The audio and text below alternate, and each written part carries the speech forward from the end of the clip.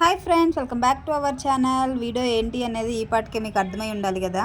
అవునండి, dry fruit laddu చేస్తున్నాం. First కాజు తీసుకొని ఇలా పీసెస్గా చేస్తున్నాము. కట్ చేసుకోవచ్చు, కానీ మేము ప్రెస్ చేస్తే సింపుల్గా అయిపోతుంది కదా అని చెప్పేసి ఇలాగ ప్రెస్ చేసి పెట్టుకుంటున్నాం అనమాట. నెక్స్ట్ వచ్చేసి పిస్తా పప్పు ఒలిచి పెట్టుకుంటున్నాం. మొత్తం అందరం ఒక్కొక్కరు ఒక్కొక్క పని చేస్తున్నాం. చిన్ను కూడా చేస్తుంది మాకు హెల్ప్. త్రూ అవుట్ ప్రాసెస్ ఏదో ఒకటి చేస్తానే ఉండిద్ది చిన్ను. తర్వాత కిస్మిస్ తీసుకొని ఇలా చిన్న చిన్న పీసెస్గా చేసుకుంటాం. మరి చిన్న చిన్న పీసెస్గా ఏం అవసరం లేదు, 1-2 పీసెస్ చేస్తే సరిపోతుంది. డ్రై ఫ్రూట్ లడ్డుకి పర్టికులర్ ఇంగ్రీడియంట్స్ అంటే ఏం అవసరం లేదు. మన ఇంట్లో ఉన్న డ్రై ఫ్రూట్స్ అన్ని యూజ్ చేసుకొని చేసుకోవచ్చు.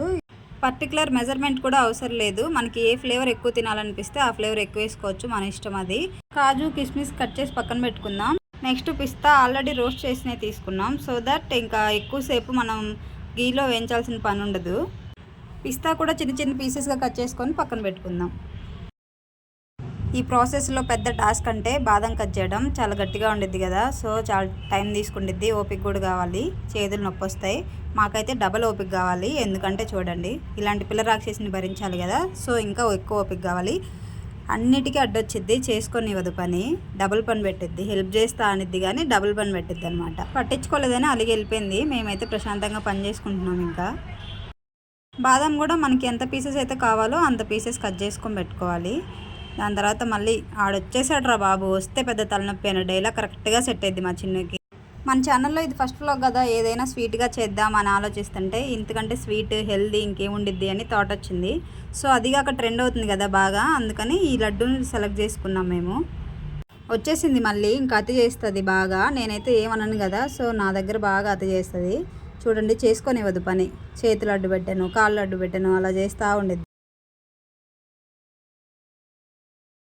హెల్ప్ చేస్తా అని వచ్చిద్ది, కానీ ఏం హెల్ప్ చేయదు. చూడండి, కట్ చేయనివి తినవంటే కట్ చేసినవే తింటుంది. మేము అసలే కష్టపడి కట్ చేస్తుంటే కట్ చేసినవి మాత్రమే తింటుంది కావాలని.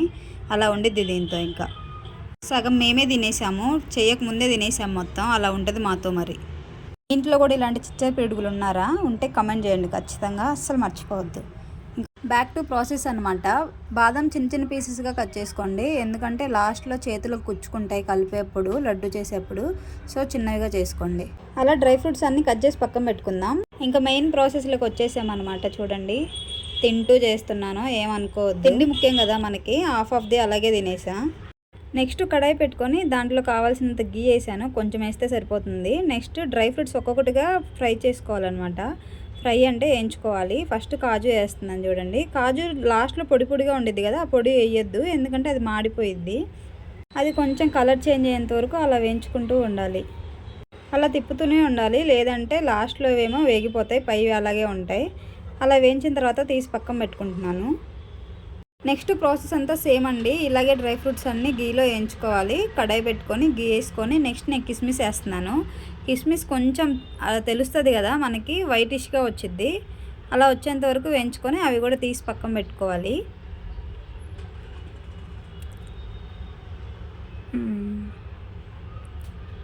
అలాగే అన్నీ వేయించుతున్నాను నేను. నెక్స్ట్ వచ్చేసి బాదం వేస్తున్నాను. బాదం చాలా టైం పట్టిద్ది వేగడానికి. కట్ చేయడానికి ఎంత టైం పట్టిందో అలాగే దీనికి ఎక్కువ టైమే పట్టిద్ది. కెరటితోటి తిప్పుతూనే ఉండాలి ఇది కూడా, లేదంటే అడుగునేమో నల్లగా అయిపోతుంది, పైనేమో సరిగ్గా వేగదు. సో ఇది కూడా కలర్ చేంజ్ అవుద్ది, కరెక్ట్గా తెలుస్తుంది మనకి. గోల్డెన్ బ్రౌన్ కలర్లో వస్తుంది. అదిగో చూడండి, అలా వచ్చిన తర్వాత అవి కూడా తీసి పక్కన పెట్టుకోవాలి. మొత్తం కలిపేస్తున్నాను నేను. చూడండి, నెక్స్ట్ వచ్చేసి సీడ్స్ తీసుకున్నాను. ఉంటే తీసుకోవచ్చు, లేదంటే లేదు. సీడ్స్ తీసుకున్నాను నేను. ఇక్కడ pumpkin seeds, sunflower seeds add చేసి 2 కలిపి వేయించుతున్నాను. కావాలంటే ఫ్లాక్ సీడ్స్ కూడా యాడ్ చేయొచ్చు, కానీ మా దగ్గర లేవు. ఫ్లాక్ సీడ్స్ చాలా మంచిది హెయిర్కి, సో ఉన్నవాళ్ళు యాడ్ చేసుకోండి.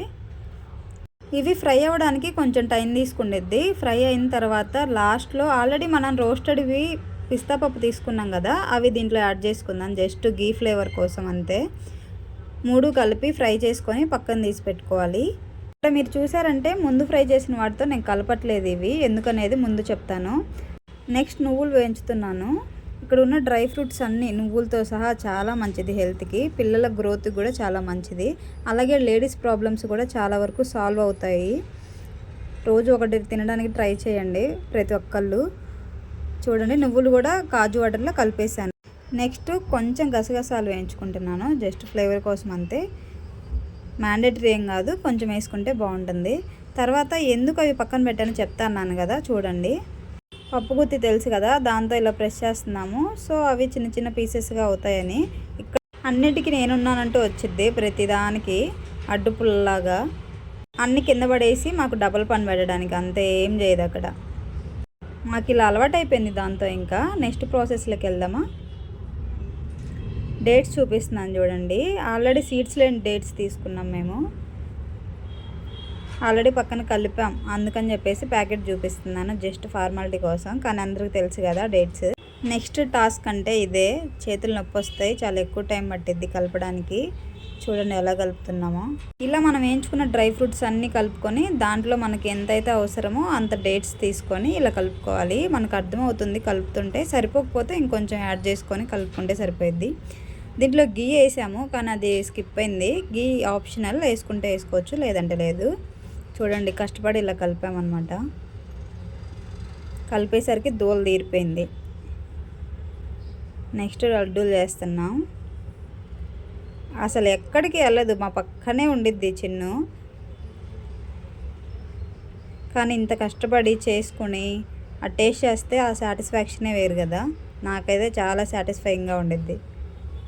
టేస్ట్ అయితే చాలా బాగుంది, ఓవర్ స్వీట్ లేకుండా, అక్కడక్కడ పప్పులు తగులుతూ చాలా నచ్చింది నాకైతే. నేను ఇంత ముందు కూడా చేసాము కానీ ఇప్పుడు ఇంకా బాగా వచ్చింది.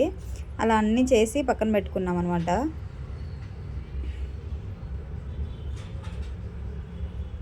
ఇలా పిల్లలు తినరు అనుకుంటే కొంచెం మిక్సీ పట్టి మెత్తగా చేసి చేయొచ్చు, అవి అయితే ఇంకా ఇష్టంగా తింటారు. మన ఛానల్లో ఫస్ట్ వ్లాగ్ ఇది. మీకు ఎలా అనిపించిందో కమెంట్ చేయండి. మీకు ఎలా అనిపించింది, నచ్చిందా?